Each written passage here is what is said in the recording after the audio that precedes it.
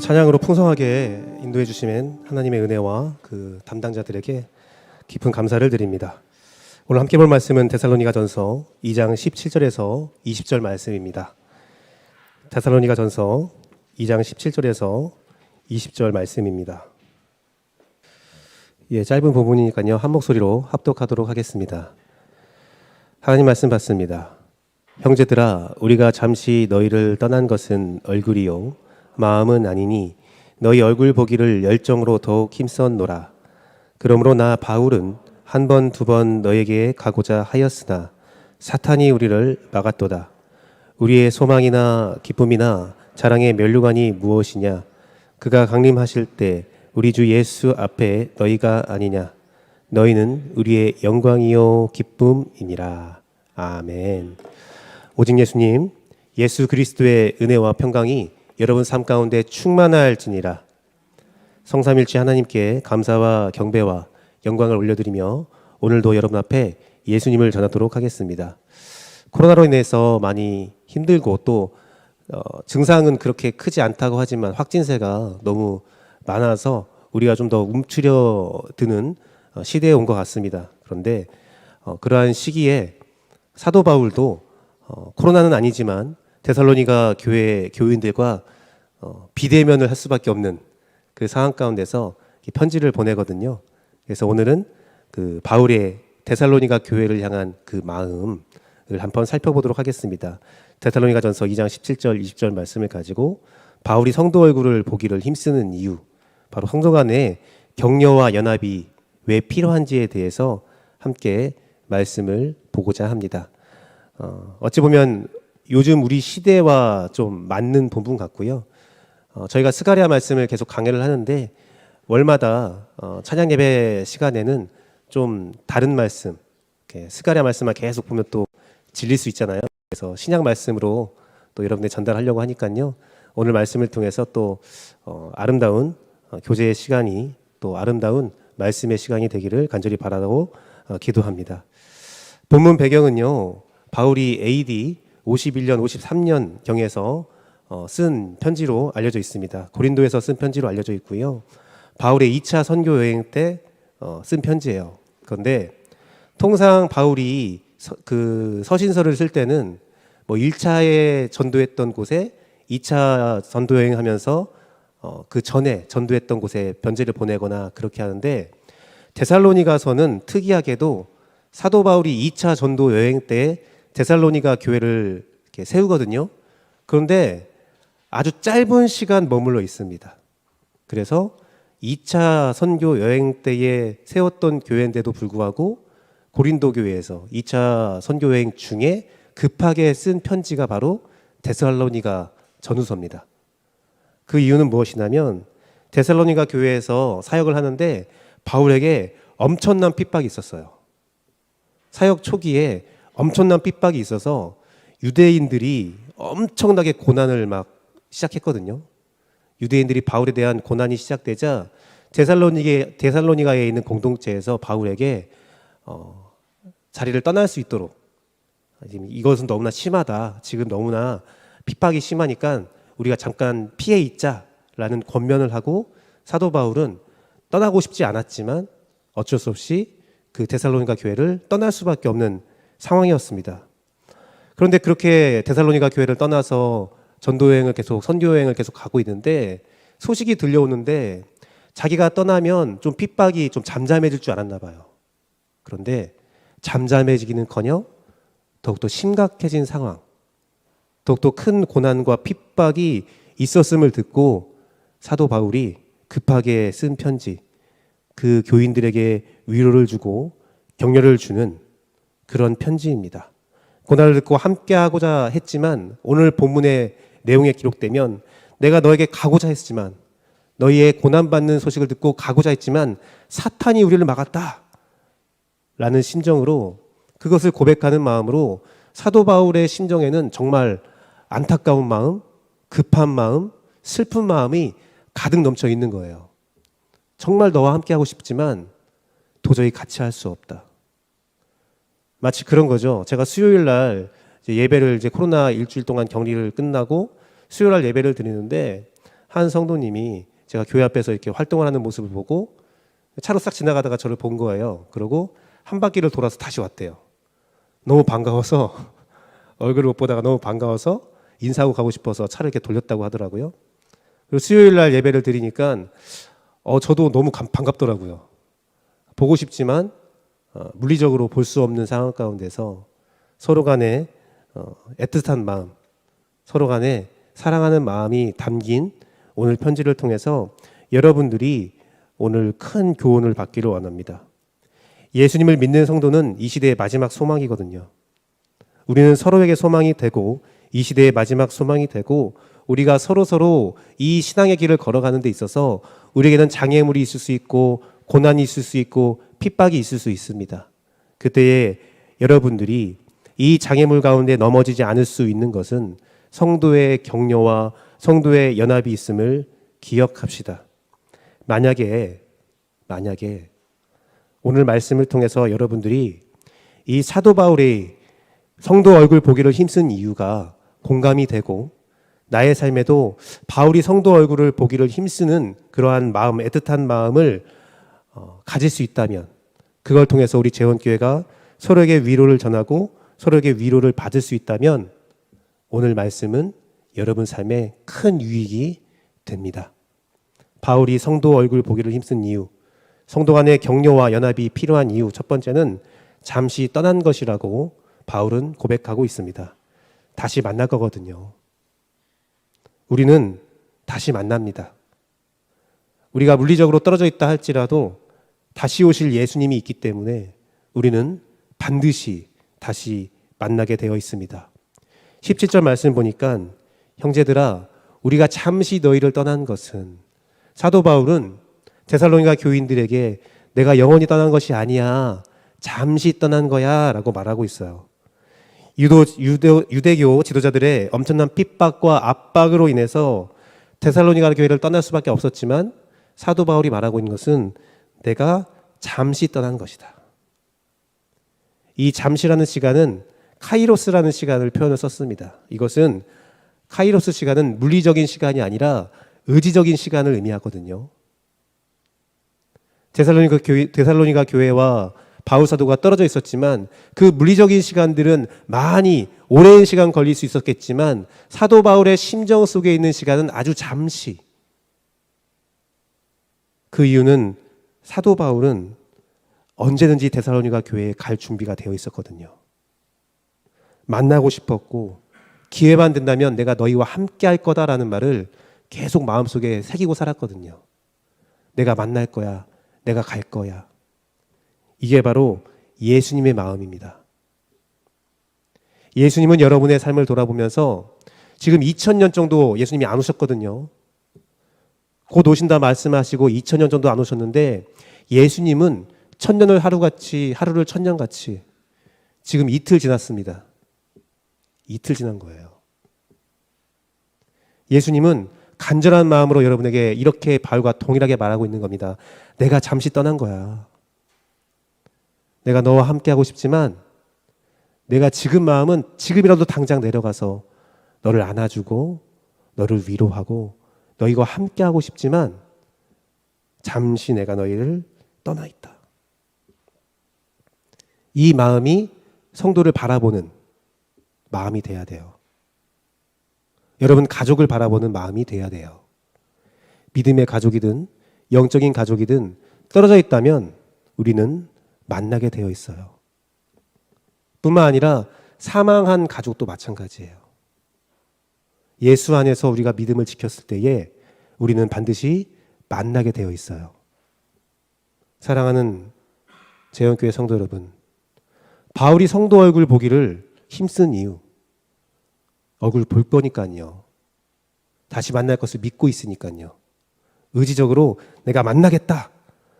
결의를 다지고 있으니까요. 마태복음 24장 30절 말씀을 보면 예수님께서 이런 말씀합니다. 그때에 인자의 징조가 하늘에서 보이겠고 그때에 땅의 모든 족속들이 통곡하며 그들이 인자가 구름 타고 능력과 큰 영광으로 온 것을 보리라.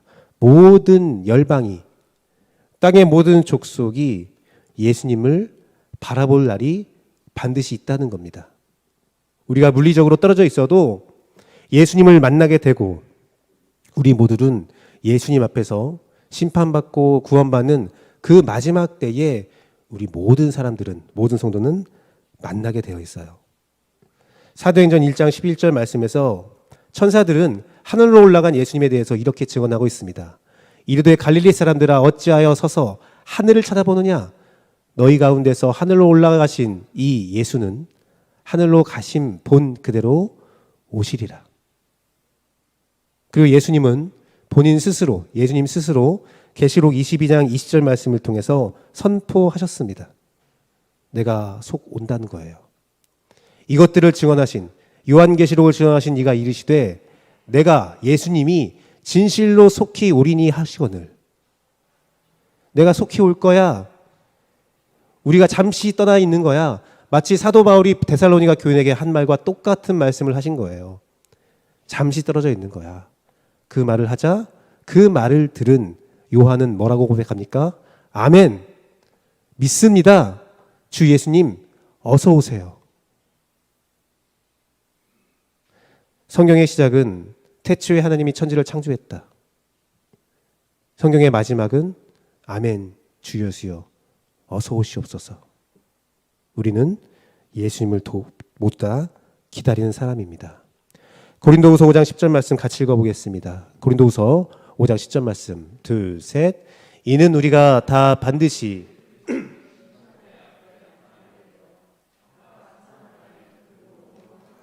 따라 받으려 함이라.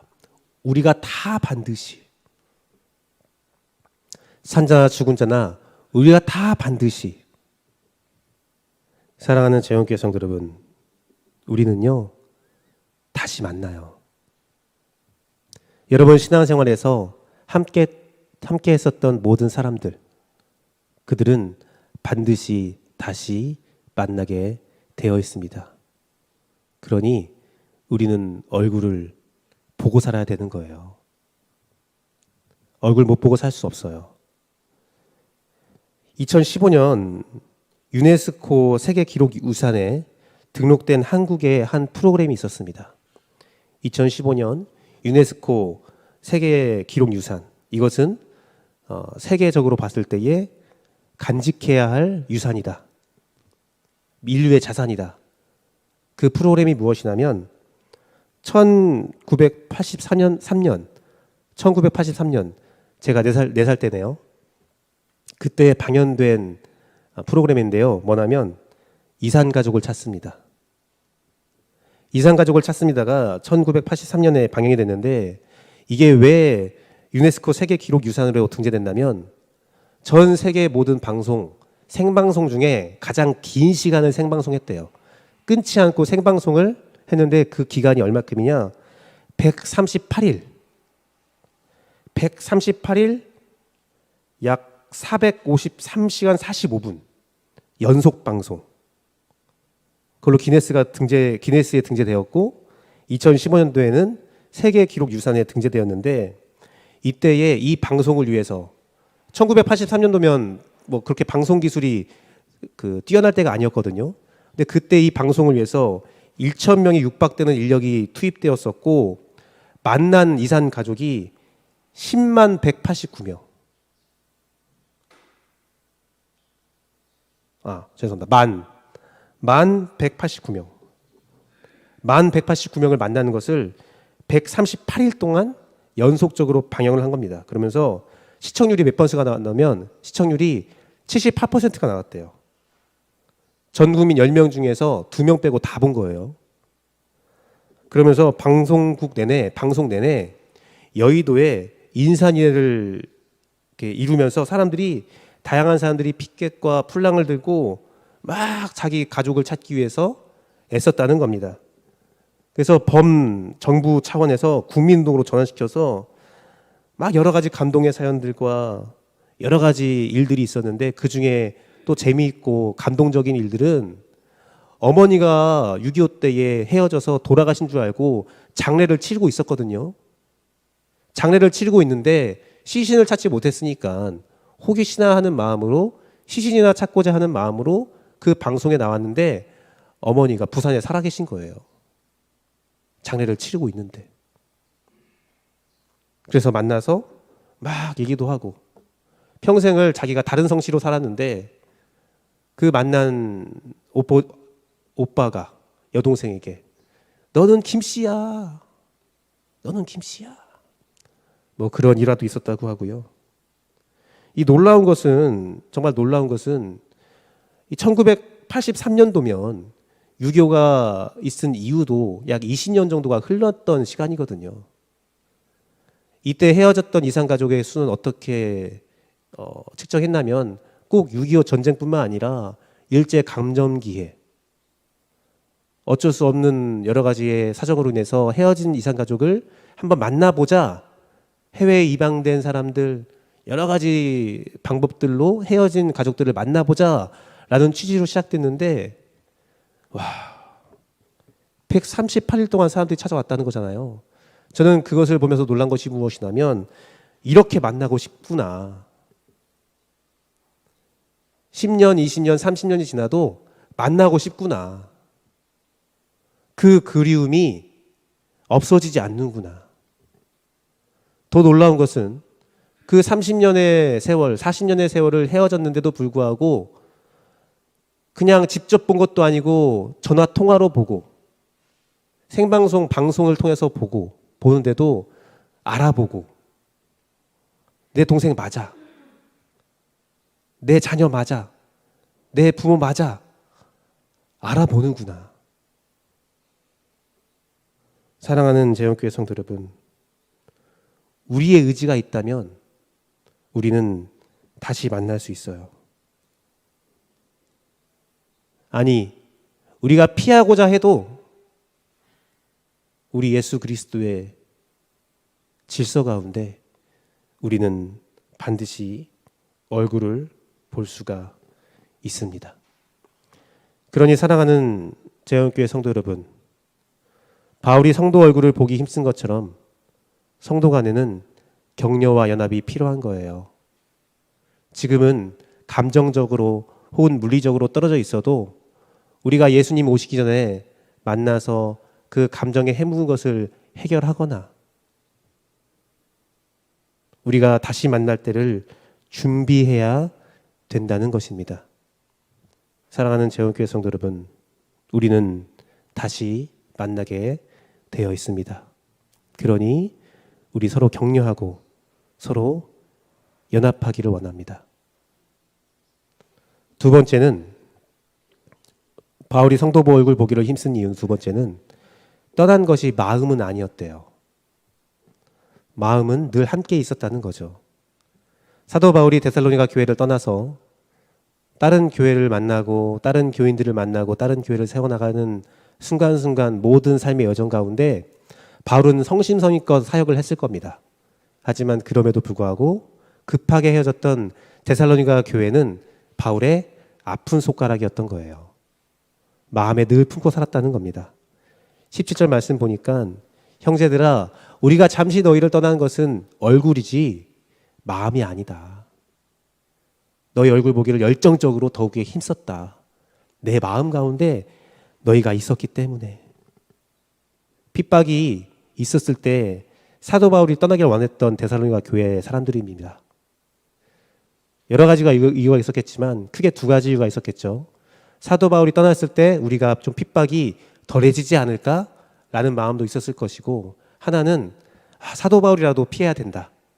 우리가 핍박받아도 사도 바울이라도 피해서 복음 사역을 잘 감당해야 된다.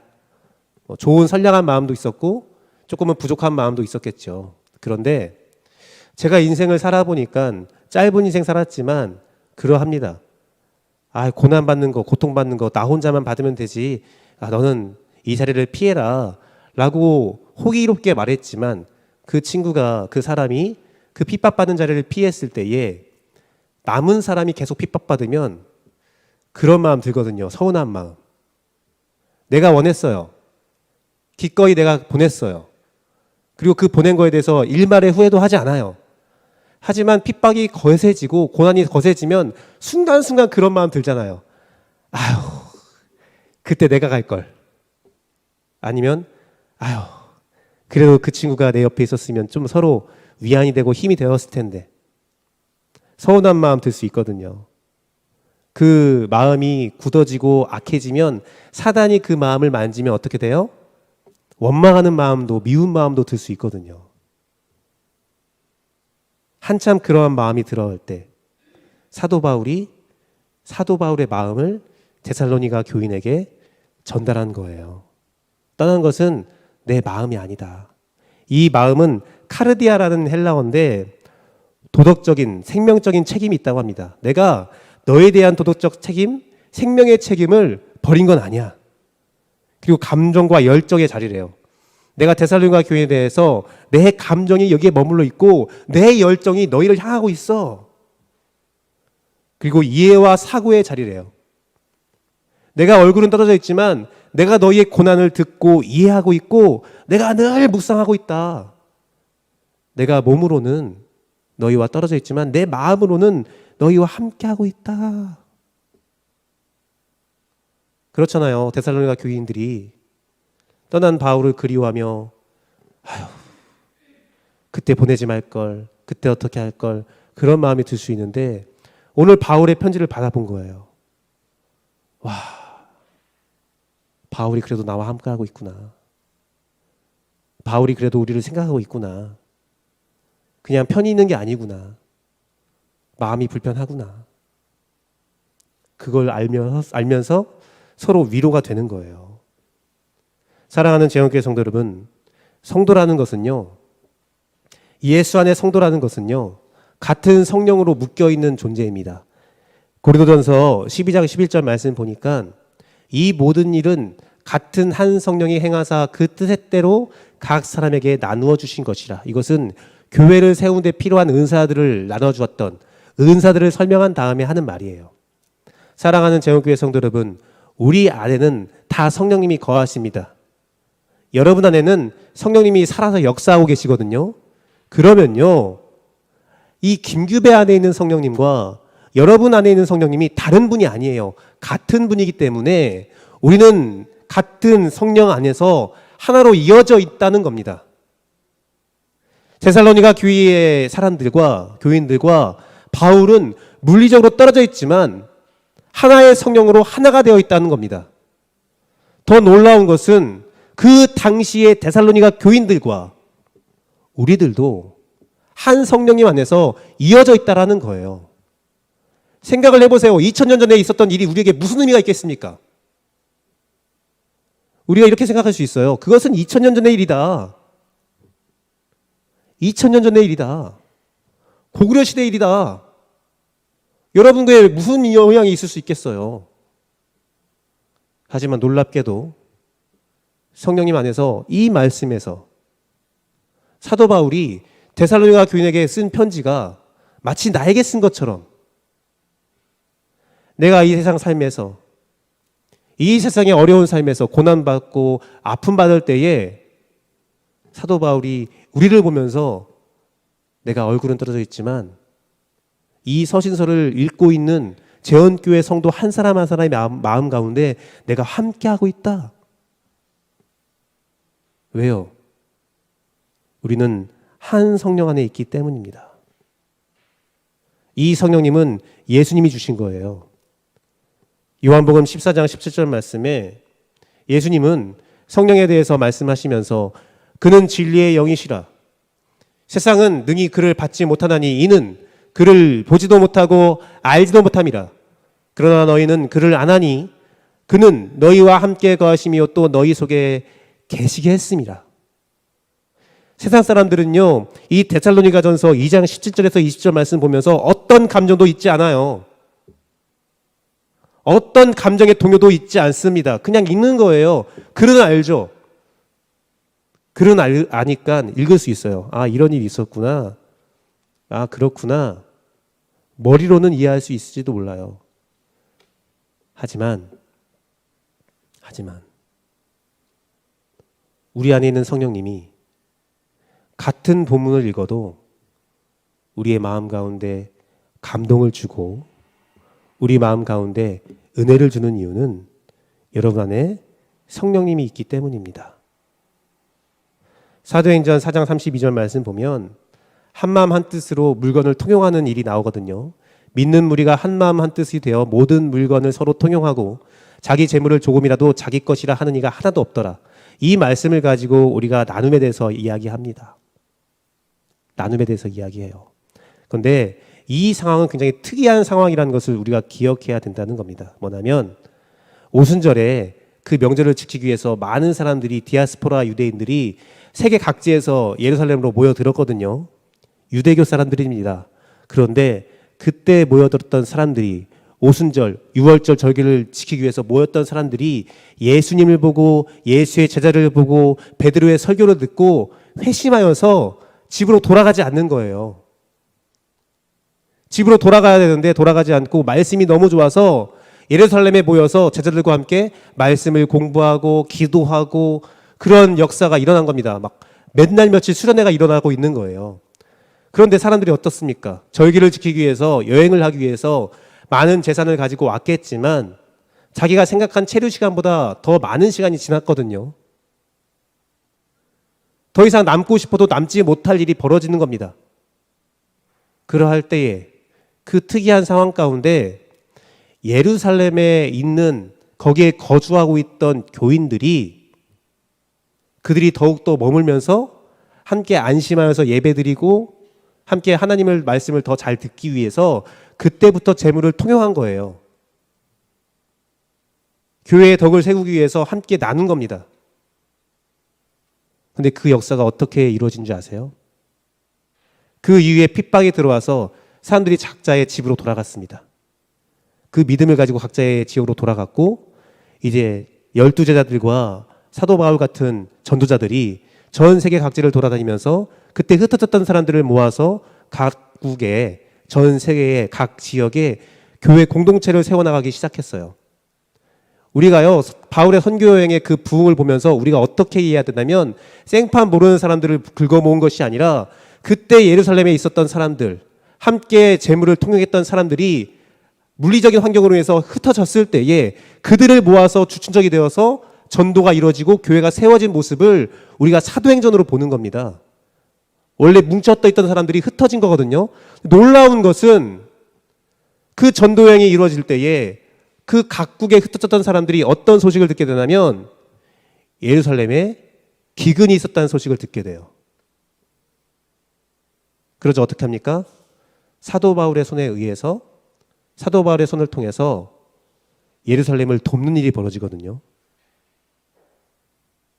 은혜를 받았기 때문에 은혜를 나눠줄 수 있는 거예요.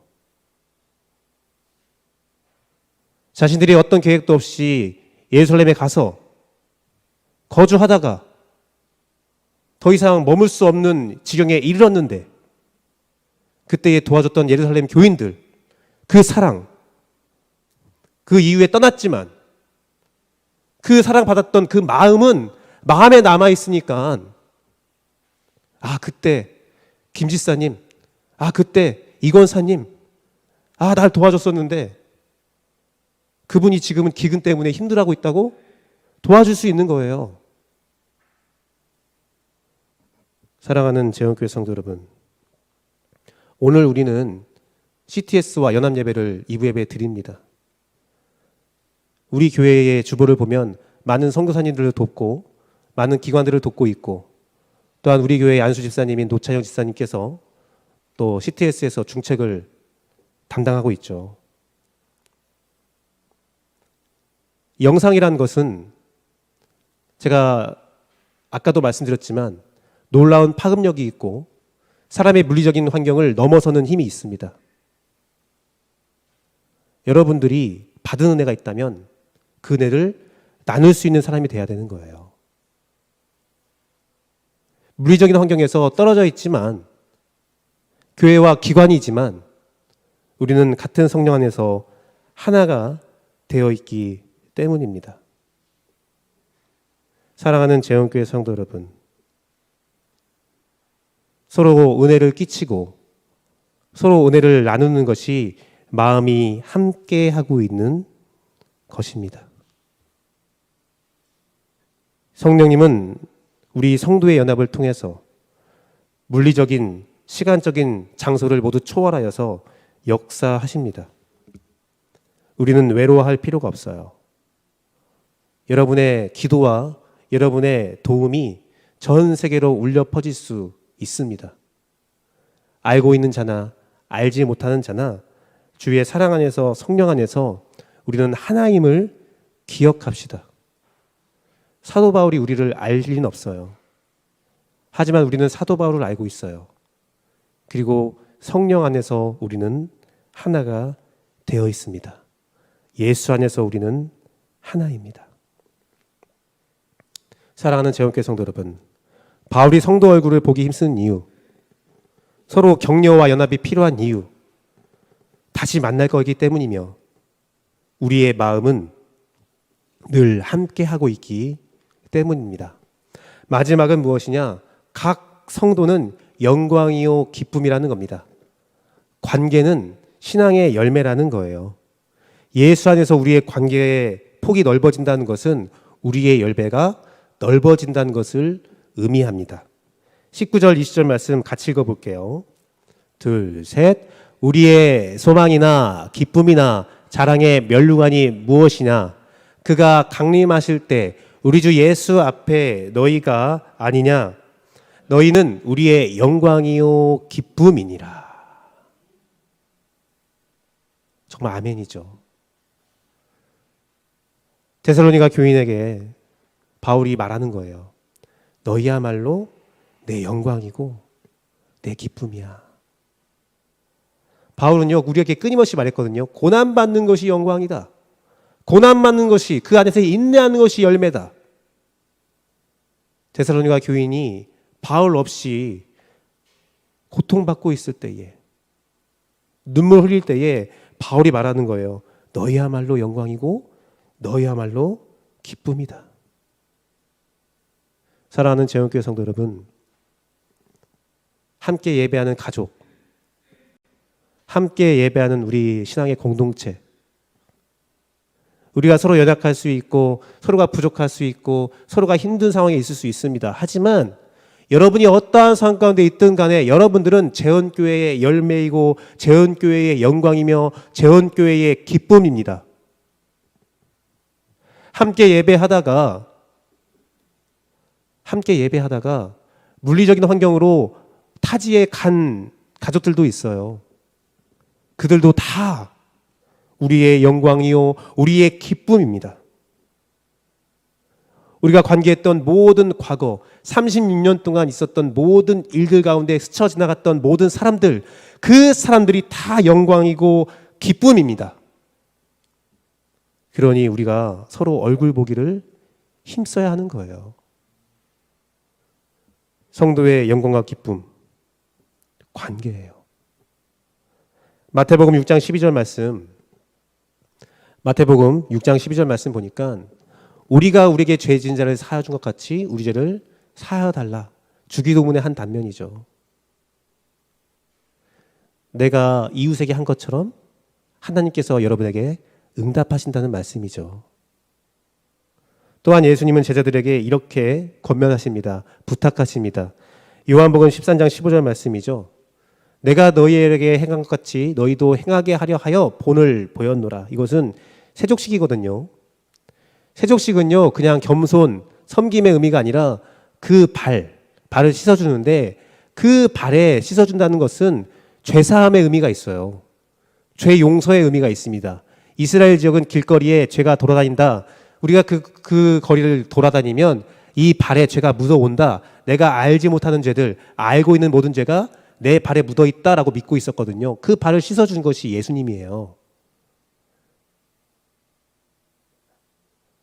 마태복음 6장 12절 말씀과 요한복음 13장 15절 말씀은 똑같은 말씀인 거예요. 서로의 죄를 용서해 줘라. 우리의 관계가 영광이고 기쁨이 되려면 여러분 혹시 서운한 사람이 있었다면 그것을 풀어야 된다는 거예요. 서운한 감정을 풀어야 그게 영광이고 기쁨인 거예요. 우리가 서운한 사람이 있는데 다시 만날 것을 알고 있기 때문에 고운 정보다 미운 정이 더 무섭다고 하죠. 불쑥불쑥 마음에 생각나기 때문에. 그리고 그 사람이 나의 영광이고 나의 기쁨이기 때문에 우리는 다시 만나야 되고 격려해야 되고 하나가 되어야 합니다. 갈라디아서 5장 22, 23절 말씀 보면 그것은 우리에게 주신 9가지 열매라고 하거든요. 성령의 9가지 열매. 오직 성령의 열매는 사랑과 희락과 화평과 오래 참음과 자비와 양성과 충성과 온유와 절제니 이것을 금지할 법이 없다. 이것은 다 관계에서 나오는 거죠. 이 관계의 문제를 어떻게 해야 됩니까? 하나님, 걱정하지 마세요. 성령님이 한 마음 품은 성령님이 그에게도 있고 나에게도 있는 성령님이 서로 9가지 열매를 통하여 관계를 맺게 하고 회복하게 하는 것이 성령님의 뜻이고 능력일진데 여러분이 먼저 성령님에 취하여 그 일을 행하면 우리의 관계에서 영광과 기쁨의 역사가 일어납니다. 아멘. 시편 133편 1절 말씀을 같이 한번 읽어볼게요. 둘, 셋. 보라, 형제가 연합하여 동거함이 어찌 그리 선하고 아름다운고. 여러분이 하나가 될 때, 성도가 얼굴 보기를 힘쓸 때 그것이 얼마나 아름다운지, 얼마나 선한 것인지 우리가 기억합시다. 말씀을 맺도록 하겠습니다. 눈에서 멀어지면 마음에서도 멀어진다고 합니다. 맞는 말 같습니다. 눈에서 멀어지면 마음도 멀어지게 돼 있어요. 그런데 그러지 않는 경우도 있더라고요. 군대에 있을 때에 주말 부부, 또 이번에 저도 경험한 코로나로 인한 확진 격리. 제가요, 코로나로 확진이 됐습니다. 확진이 딱 됐는데 제가 이제 방 하나 사이, 문 하나 사이 두고 저 혼자 격리되어 있고 모든 가족들은 밖에서 생활을 해요. 아예 편했습니다. 더 이상 아이들이 저한테 달라지지도 않고요. 모든 게 다 있으니까요. 앉아 있으면 간식도 넣어주고, 앉아 있으면 무슨 밥도 넣어주고 사육받는 느낌이었어요. 그런데요, 딱 코로나 걸리고 하루 딱 지나니까 너무 답답한 거예요. 답답한 게 그냥 그 공간이 답답한 게 아니라 그냥 온 가족이 다 코로나 확 걸려버렸으면 괜찮았을 텐데 저 혼자 방 안에 딱 앉아 있고 가족들이 막 대화하는 소리 막, 제가 어떻게 하고 있었냐면요, 문에 이렇게 귀를 기울이고 있는 막 웃는 소리가 있으면 왜 그러지?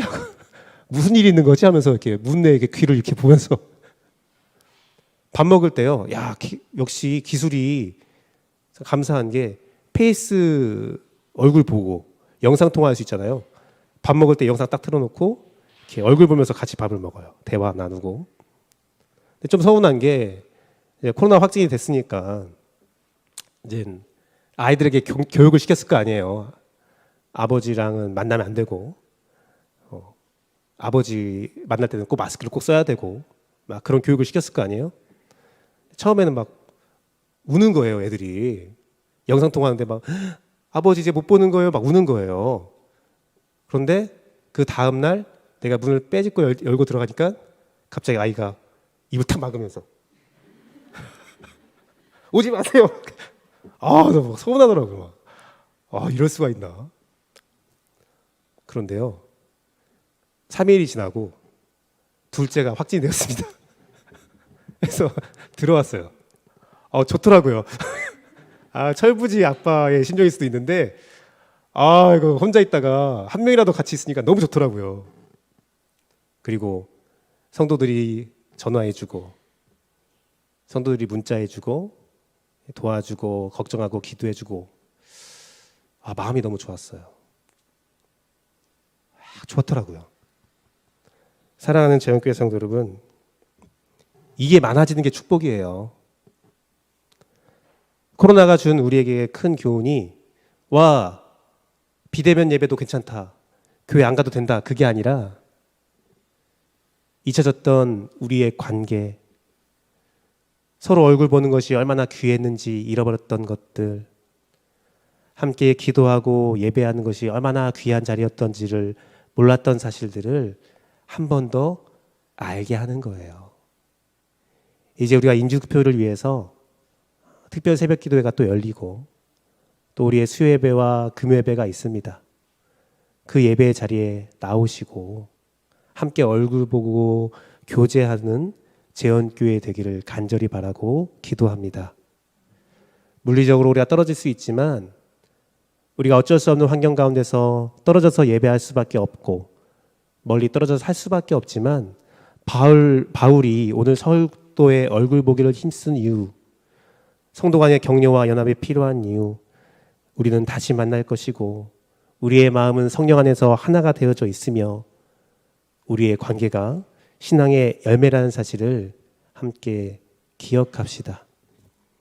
그리고 여러분 주위에 코로나의 두려움과 위험 가운데 예배에 잘 나오지 못하는 영혼들이 있다면 그들을 한 번 더 찾아보고 그들을 한 번 더 돌아보며 그들에게 우리가 아직 마음이 함께 있음을, 우리가 다시 만날 것임을, 우리의 관계에서 신앙의 아름답고 선한 열매가 맺어질 거라는 사실을 알려주고 함께 느끼는 귀한 역사가 재헌교회 가운데 함께 할지어다.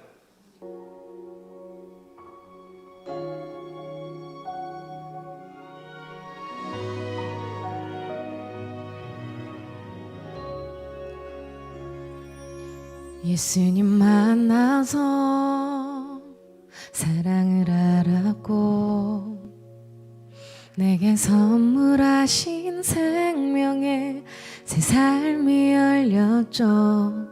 그 사랑 따라서 부르심 따라서 살아가길 원하는 내게 주 말씀하시네. 너희는 세상의 소금이라 세상의 빛이라.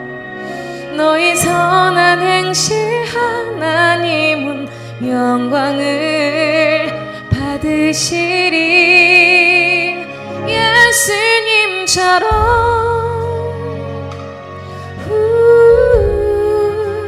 살아가게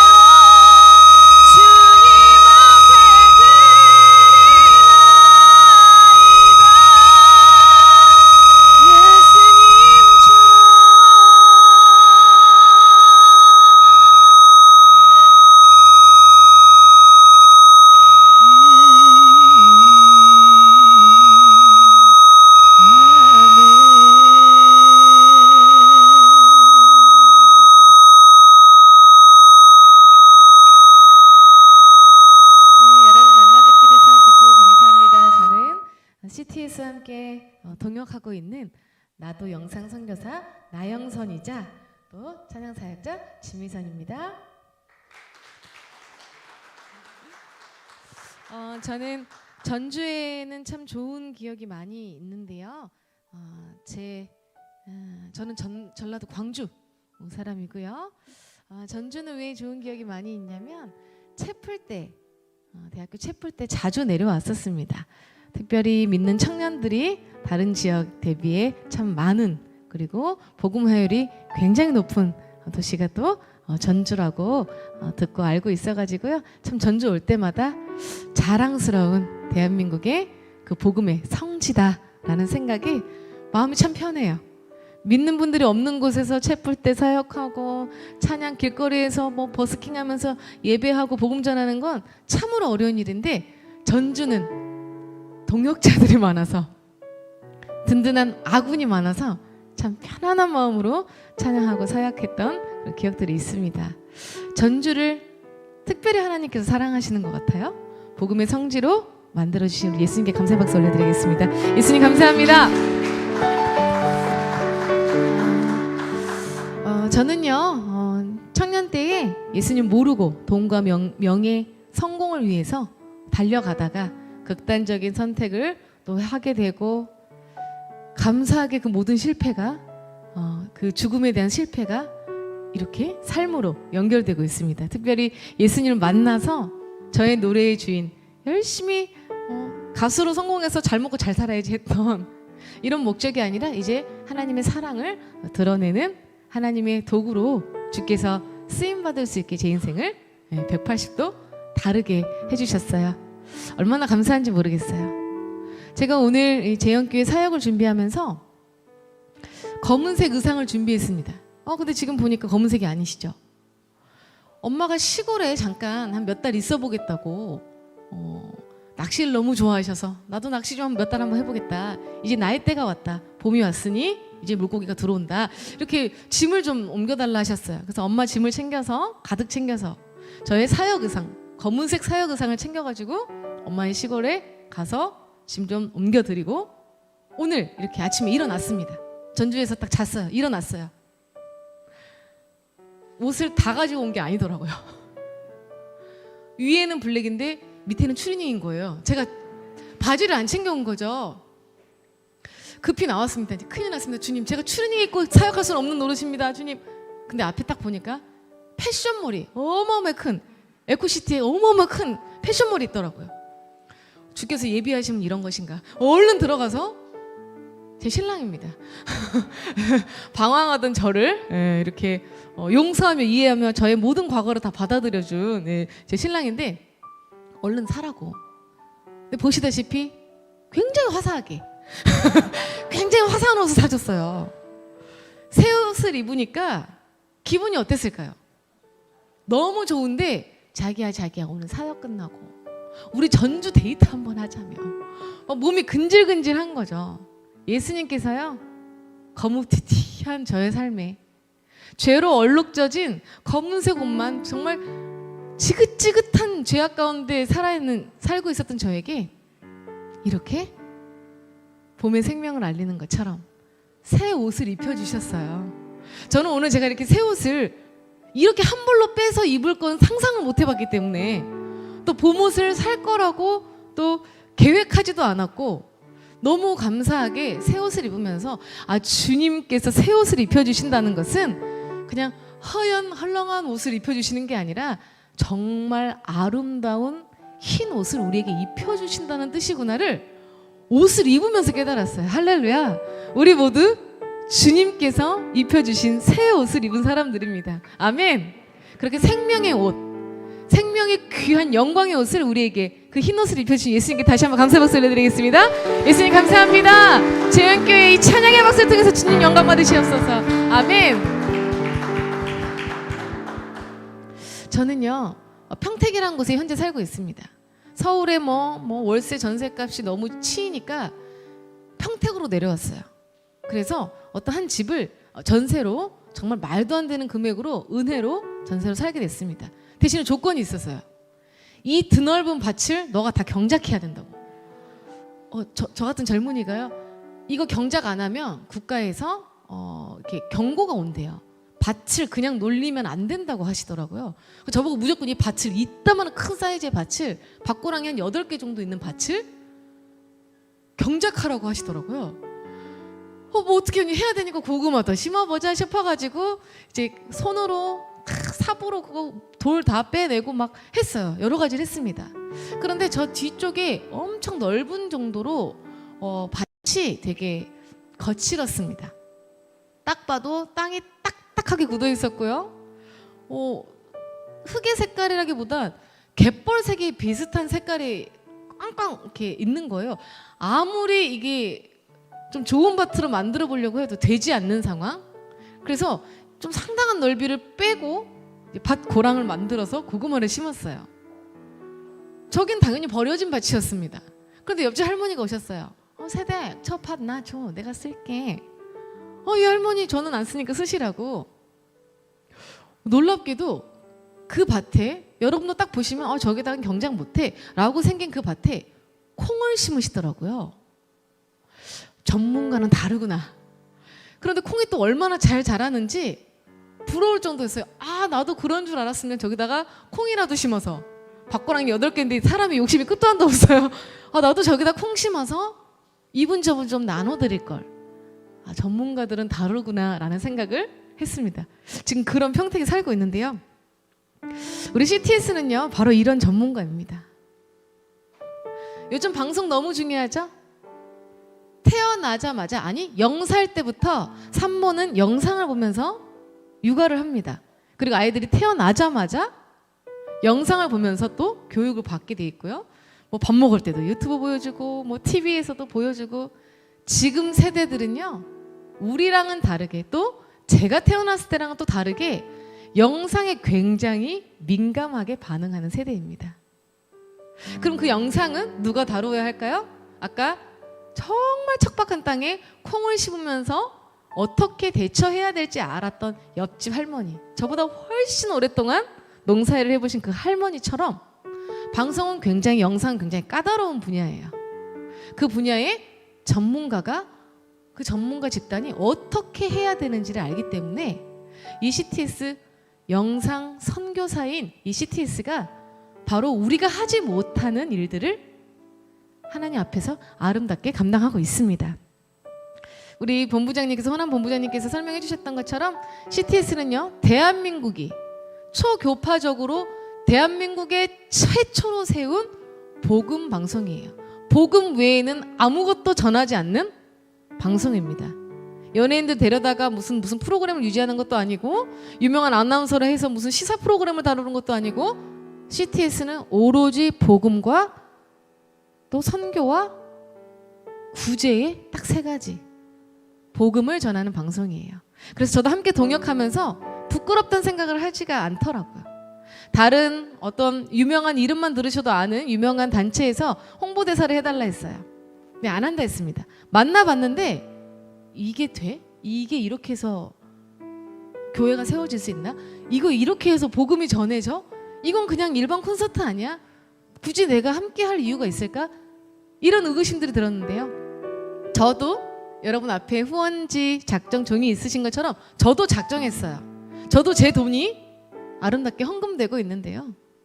부끄럽지 않았고 두렵지 않았던 것은 리더십이 어떤 마음인지 너무 잘 설명을 해주시고 감사, 회계, 감리 이런 거 통해서 굉장히 까다롭게 이런 후원금들을 사용하고 계신다는 것을 알게 됐어요. 그래서 저도 좋은 형편은 아니지만 헌신하면서 함께 하고 있습니다. 찬양으로 여러분께 하나님의 나를 향한 그 사랑을 전할 수 있어서 감사하고요. 그냥 울면서 막 제발 도와주세요 이렇게 하지 않고 이 땅의 사명 복음을 전하고 어떻게 해요? 전하되 척박한 땅까지 아니 넘어서서 열방까지 복음을 전하는 그 사명에 함께 동참해 주시라고 독려할 수 있게 돼서 제가 얼마나 감사한지 몰라요. 참 모든 것이 은혜라고 고백할 수 있을 것 같아요. 그래서 은혜라는 찬양 성도님들과 나눌 때에 우리 성도님들 종이 보시면 후원 작정 종이가 있습니다. 거기 보시면서 한 달에 혼밥하는 금액 혹은 커피 4잔 정도 내가 주께 올려드릴 때 전문가, 방송 선교 전문가들에게 하나님의 그 복음을 잘 전달할 수 있도록 여러분께서 함께 동역해 주시기를 간절히 또 그리고 뜨겁게 그 마음을 나누고자 합니다.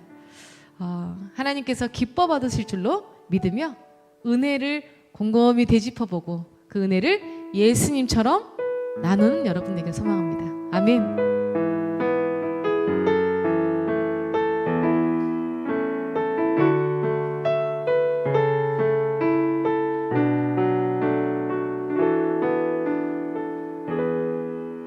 내가 누려왔던 모든 것들이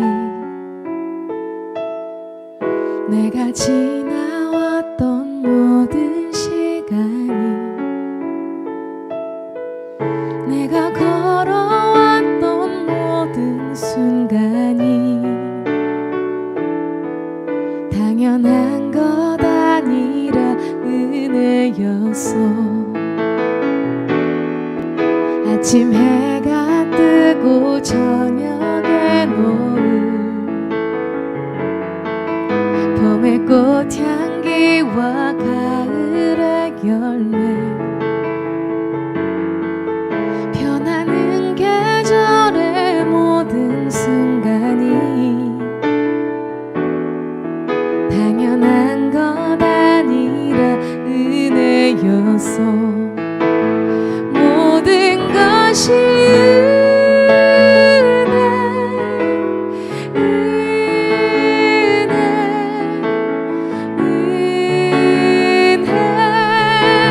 한없는 은혜 내 삶에 당연한 건 하나도 없었던 것을 모든 것이 은혜였어.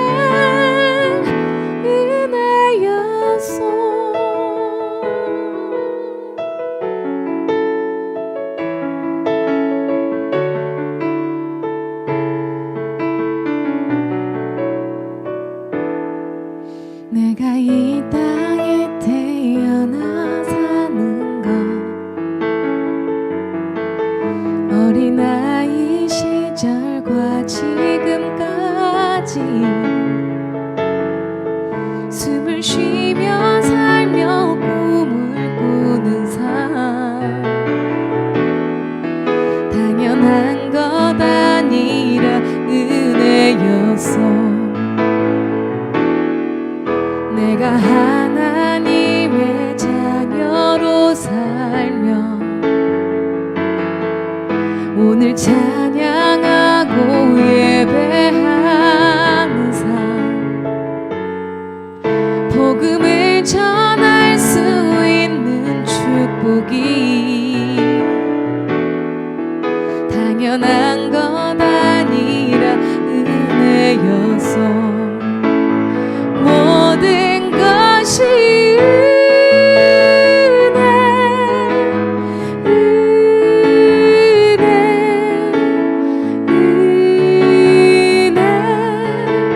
한없는 은혜 내 삶에 당연한 건 하나도 없었던 것을 모든 것이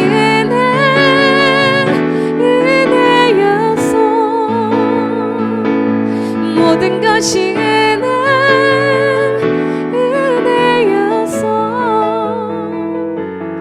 모든 것이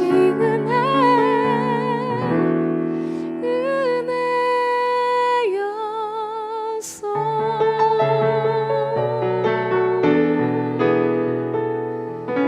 아멘.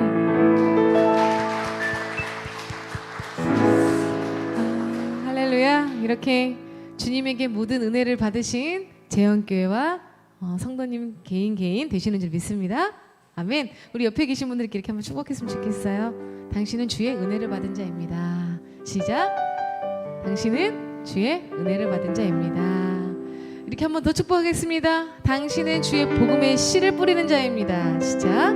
당신은 주의 복음의 씨를 뿌리는 자입니다. 저는 오늘 도착해서 참 기분이 좋았던 것은 재현교회가 성도님들이 많아져서 새신자가 많아져서 교회의 사이즈를 키우는 교회가 아니어서 참 감사하다는 생각을 해봤습니다. 새삼스럽게 그런 생각을 해봤어요. CT에서 동역하고 전도와 선교를 향해서 나아가는 그 모습, 이 헌신은 사실 바로 결과물들이 바로바로 보이지 않습니다. 특별히 방송, 영상을 통해서 하는 전도 열매가 바로바로 보이지 않는 거죠. 근데 우리 교회에서 그냥 전도 축제 해가지고 막 유명한 사람, 잘하는 사람들 불러 모아다가 그냥 바로바로 새 신자가 늘어나는 것은 눈에 보이는 열매인데, CTS와 동역하는 재원교회, 그리고 선교에 대한 사명이 있는 재원교회, 특별히 씨를 뿌리는 자로 자청하는 교회, 다 누가 되고 싶어요? 다 하나님 부르신 추수꾼 되고 싶죠? 그 추수꾼 아닙니다. 그 신천지 그거 아닙니다. 그 좋은 단어를 왜 그 사람들 때문에 쓰기가 조심스러워졌는지. 누구나 열매를 보고 싶어 하죠. 누가 울면서 씨를 뿌리고 싶겠어요. 더군다나 척박한 것만 같은 저 땅끝까지 말이죠. 그런데 우리 재원교회가 하나님께서 기뻐하시는 교회다라는 확신이 드는 것은 하나님을 향한 그 사랑을 실천적인 믿음으로, 헌신으로, 동역으로 함께 해주고 있기 때문에 주님께서 분명히 기뻐 받으시는 줄로 믿습니다. 아멘. 저는 성도님들과 이제 마지막 찬양곡 나누면서 인사드릴 텐데요. 아직도 마음에 여전히 고민이, 갈등이 있으신 분들은 다시 한번 그 후원서를 보시면서 내가 할 수 있는 것은, 은혜 받은 자로서 내가 할 수 있는 것은 무엇일까? 기왕이면 내가 헌신한다면 투명하게 관리해서 하나님 앞에 아름답게 쓰이는 이 방송 선교에 내가 동역으로 함께 하겠다라고 결정해 주시면 참 좋을 것 같습니다. 그 사명을 받아들이신 여러분을 주께서 기쁘게 보시며 여러분의 삶을 더욱더 풍성하게 채워주실 걸로 저는 믿습니다. 승리의 깃발이라는 찬양곡으로요, 힘차게 여러분과 찬양하며 저는 인사드리도록 하겠습니다. 하나님 감사합니다. 여러분 감사합니다.